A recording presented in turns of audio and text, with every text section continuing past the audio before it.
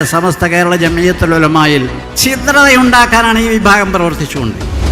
നമ്മുടെ സമൂഹത്തിൽ സമസ്ത കേരള ജംഇയ്യത്തുൽ ഉലമായിൽ, ജാമിയ നൂരിയയിൽ, നാട്ടിലുള്ള എല്ലാ മതസ്ഥാപനങ്ങളിലും വിവിധ നടപടികൾ നടക്കാറുണ്ട്. അത് ആ കമ്മിറ്റി തീരുമാനിക്കുന്നതനുസരിച്ചാണ് നടക്കാറുള്ളത്.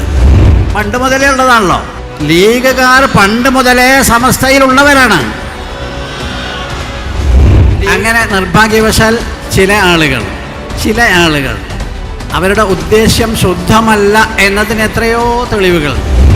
മുസ്ലിമീങ്ങളുടെ ഈ ഐക്യം തകർക്കാൻ ഇവിടെ ചിലർ ചട്ടം കെട്ടി ഏർപ്പാടുകൾ സംവിധാനിച്ച് രംഗത്തിറങ്ങിയിട്ടുണ്ട്. ഗാന്ധിജിയെയും പിണറായിയെയും മറ്റു പലരെയും സ്വർഗത്തിൽ കടത്താൻ ശ്രമിച്ചുകൊണ്ടിരിക്കുന്ന ആളുകളുടെ നേതൃത്വത്തിലാണ് ഇവരുടെ ഗൂഢാലോചനകൾ നടന്നുകൊണ്ടിരിക്കുക. യഥാർത്ഥത്തിൽ ഗാന്ധിജി ഇങ്ങനെ ഒരു സ്വർഗത്തിൽ വിശ്വസിക്കണില്ല. കേരളത്തിലെ പള്ളി ദർസുകളിൽ ഉയർന്ന പഠനം നടത്തിക്കൊണ്ടിരിക്കുന്ന വിദ്യാർത്ഥികളുടെ പഠനം ഔപചാരികമായി അവസാനിപ്പിച്ച് അവർക്കൊരു സർട്ടിഫിക്കറ്റ് കരസ്ഥമാക്കാനുള്ളൊരു കേന്ദ്രം നമ്മൾ തന്നെ പണിയണമെന്ന് സമസ്ത കേരള ജംഇയ്യത്തുൽ ഉലമ തീരുമാനിച്ചത്. അങ്ങനെയാണ് 1962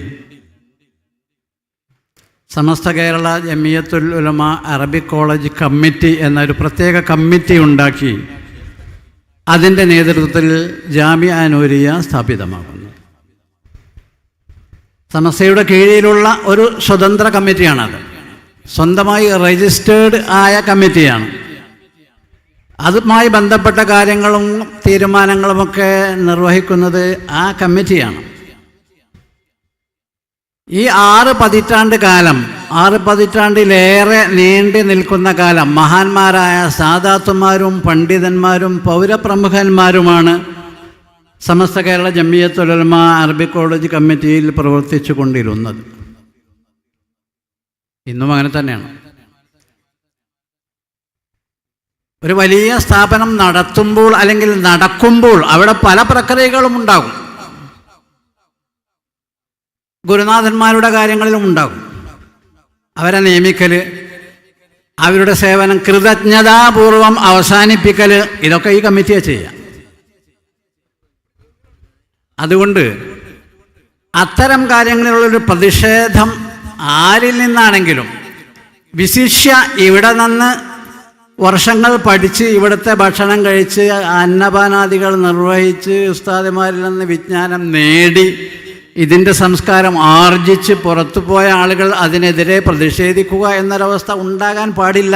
പ്രത്യേകിച്ച് മതവിദ്യാഭ്യാസ രംഗം, മതപണ്ഡിതന്മാർ, മത അധ്യാപനങ്ങൾ നടത്തുന്ന ആളുകൾ എന്ന നിലക്ക്. അങ്ങനെ നിർഭാഗ്യവശാൽ ചില ആളുകൾ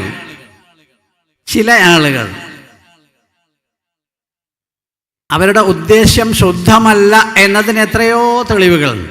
അതൊന്നും ഇപ്പോൾ ഇവിടെ പറയാൻ സമയമില്ല. കർശനമായി 10 മിനിറ്റിൽ എൻ്റെ സംസാരം ചുരുക്കപ്പെട്ടിട്ടുണ്ട്. അതുകൊണ്ട് ഞാൻ ഇൻഷാ അല്ലാഹ് 10 മിനിറ്റ് ആകുമ്പോൾ നിർത്തും.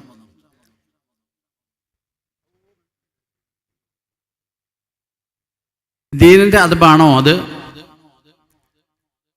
അള്ളാഹുവിൻ്റെ റസൂൽ പഠിപ്പിച്ച സുന്നത്ത് അങ്ങനെയാണോ? മുആദ് റളിയല്ലാഹു അൻഹു ഇമാമത്ത് നിന്നപ്പോൾ കുറച്ച് നീളമുള്ള സൂറത്ത് ഓതി, ചുരുക്കാണ് പറയുന്നത്. നബി തങ്ങൾ അറിഞ്ഞപ്പോൾ ചോദിച്ചത് അഫത്താനുൻ അൻത യാ മുആദ്. നിസ്കരിച്ചപ്പോൾ കുറച്ച് നീളമുള്ള സൂറത്ത് ഓതി. നീ ശക്തമായി ഫിതന ഉണ്ടാക്കുന്നവനാണോ എന്ന് ഫത്താൻ എന്ന് പറഞ്ഞ ലഫ്ദിൻ്റെ മാന മുബാലഗയാണത്. അഫത്താനുൻ അൻത യാ മുആദ്. സമൂഹത്തിൻ്റെ ഐക്യത്തിന് വിഘാതമാകുന്ന, ഇവിടെ എന്താ ഐക്യത്തിന് വിഘാതം?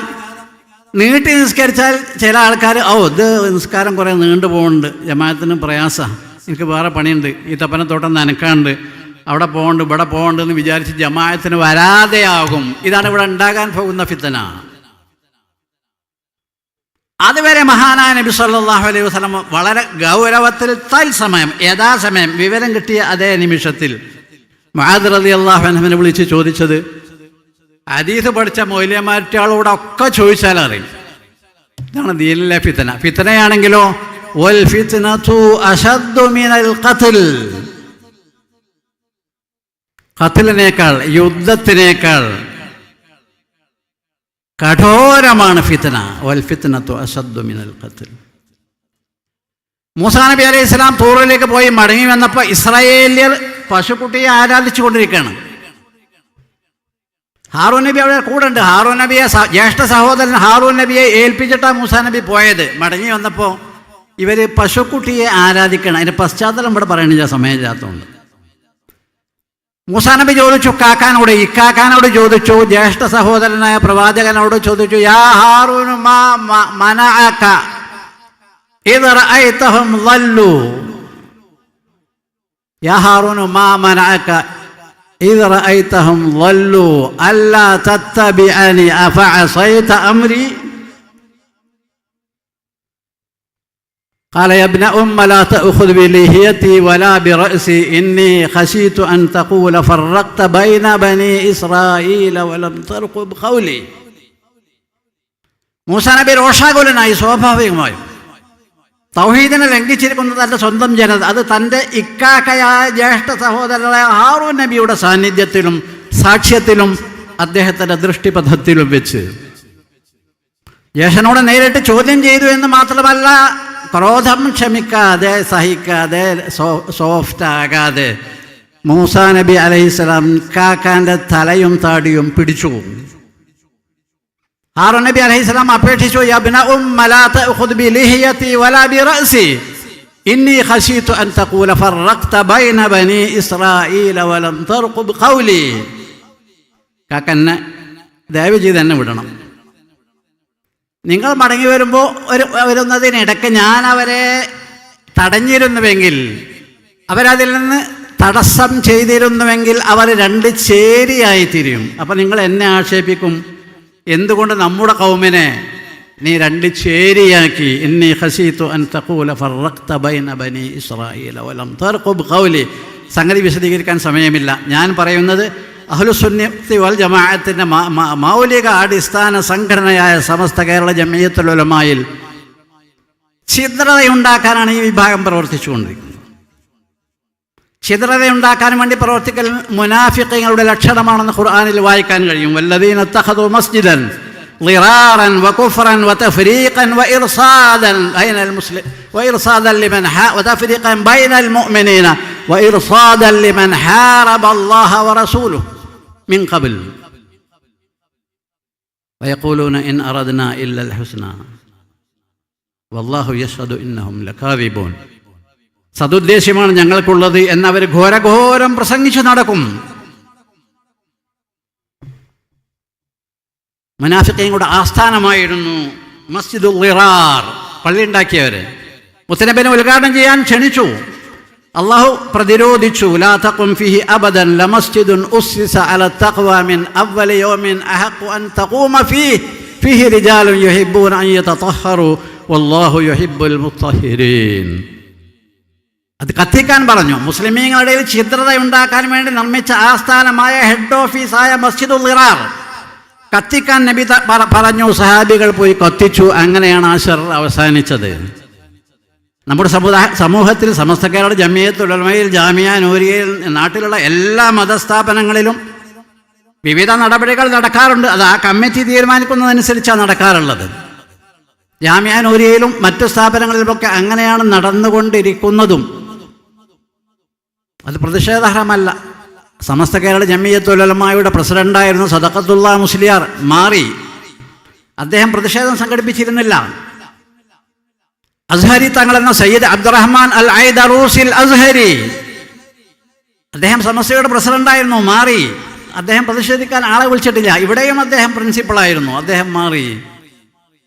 ഇലാ ആഖിരിഹ. ഒരുപാട് ഉദാഹരണങ്ങൾ. എൻ്റെ 10 മിനിറ്റ് കഴിഞ്ഞിട്ട് 35 സെക്കൻഡായിട്ടുണ്ട്, ഞാൻ നിർത്തുകയാണ്. അള്ളാഹു സുബ്ഹാനഹു വ തആല നമ്മുടെ സംഘടനയും നമ്മുടെ വിശ്വാസത്തെയും ഒക്കെ അള്ളാഹു രൂഢമൂലമാക്കുമാറാകട്ടെ. ആമീൻ എന്ന് ദുആ ചെയ്യാണ്. പിന്നെ ലീഗേരാണ് ഇതിലുള്ളതെന്നാണ് ഒരാരോപണം. പണ്ട് മുതലേ ഉള്ളതാണല്ലോ. ലീഗുകാർ പണ്ട് മുതലേ സമസ്തയിലുള്ളവരാണ്. ലീഗായതുകൊണ്ട് പോലെ സമസ്തയിൽ നിന്ന് മാറ്റി നിർത്തുക. സമസ്ത കേരള മുസ്ലിമീങ്ങളുടെ സർവ്വതോമുഖമായ ഉത്കർഷത്തിനുള്ള സംഘടനയാണ്. മുസ്ലിമീങ്ങൾ മുസ്ലിം ലീഗിലൊക്കെ മുസ്ലിം അംഗങ്ങളുണ്ടാകുക, അവർ സമസ്തൻ്റെ കൂടെ ഉണ്ട്. പണ്ട് മുതലേ ഉള്ളതാണ്. സയ്യിദ് അബ്ദുറഹ്മാൻ ബാഫഖി തങ്ങൾ, മർഹൂം പാണക്കാട് പൂക്കോയ തങ്ങൾ, ചാപ്പരങ്ങാടി ബാപ്പ മുസ്ലിയാർ കോഴിക്കോട്ടെ മുസ്ലിം ലീഗിൻ്റെ സമ്മേളനം ഉദ്ഘാടനം ചെയ്യുന്നതിന് മുമ്പുള്ള ദുആ നിർവഹിച്ചത് ചാപ്പരങ്ങാടി ബാപ്പ മുസ്ലിയാരാണ്. പവിത്രനായിരുന്ന അത്തിപ്പറ്റ ഉസ്താദ് മുസ്ലിം ലീഗിന് വേണ്ടി ശക്തമായി ശബ്ദിച്ചിരുന്ന ആളാണ്. ആളുകളോടെ പറയുള്ളൂ, മുമ്പിൽ പ്രസംഗിക്കലില്ലാന്ന് മാത്രമേ ഉള്ളൂ. KV മുഹമ്മദ് മുസ്ലിയാരും KC ജമാലുദ്ദീൻ മുസ്ലിയാരും വളരെ പ്രഗത്ഭരായ പണ്ഡിതന്മാരായിരുന്നു. സമസ്തയിൽ വളരെ ഉന്നതമായ ശ്രേണിയിലുള്ളവരായിരുന്നു. അവർ മുസ്ലിം ലീഗുകാരായിരുന്നു, പരസ്യമായി പ്രസംഗിച്ചിരുന്നവരാണ് ലീഗിന് വേണ്ടി.